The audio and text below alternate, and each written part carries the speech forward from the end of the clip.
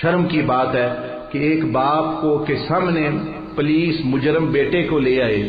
اور باپ کو پولیس اسٹیشن سفارش کرنی پڑ جائے کہ یہ میرا کریمنل بچہ ہے، اس کو چھوڑ دو۔ بے شک وہ چھوڑ بھی دو، لیکن بیٹے نے باپ کی عزت تو نہیں نہ بنائی، وہ چھوڑ بھی دے لیکن بیٹے نے عزت تو نہیں نہ بنائی باپ کی روشن۔ بھائی بیٹے کی عزت ادھر ہے کہ اس کو کوئین یا بادشاہ انعام دے رہا ہے، بکنگم پیلس میں بنا رہے ہیں بادشاہ کو، وہ کہہ رہے یہ تمہارا بیٹا ہے، آپ اس نے بڑا اچھا کام کیا ہے، کمیونٹی کی مدد کی ہے یا کوئی نئے اچھا کام کیا ہے، ہم اس کو انعام دے رہے ہیں، آپ بھی آئے، ڈگری مل رہی ہے وغیرہ وغیرہ۔ تو وہ تو عزت، یعنی اس نے باپ کی بھی عزت کو جو ہے چار چاند لگا دی۔ اور جس بیٹے کو پولیس اسٹیشن جانا پڑے، کورٹ میں جانا پڑے، پلیز جج کو چھوڑ دو میرے بیٹے کو،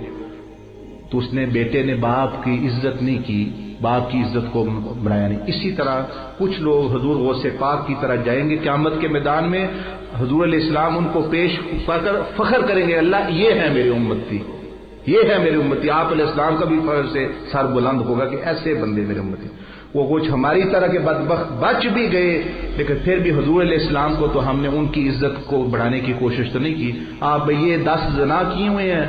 10 یہ فلمیں دیکھتا تھا گندی، وہ انٹرنیٹ پہ بری بری تصویریں دیکھتا تھا، وہ سارے اعمال نامے تو بک پہ ہوں گے، وہ بک تو ساری پاس ہوگی۔ اور 5000 بندے کو جو ہے اس نے غیبت کی ہوئی ہے، اور کئی کے پیسے کھائے ہوئے ہیں، اور کئیوں کو کچھ کرتا تھا، کئیوں کچھ کرتا تھا۔ تو حضور علیہ السلام وہ گناہ گار والا دفتر، بندہ کہے بھئی میں کیوں حضور علیہ السلام کو اس پوزیشن میں لے کے جاؤں کہ آپ علیہ السلام کو میرا برا مال نامہ اللہ کی بارگاہ میں لے کے جانا پڑے کہ یا اللہ یہ میرا امتی ہے، اس کو معاف کر دے۔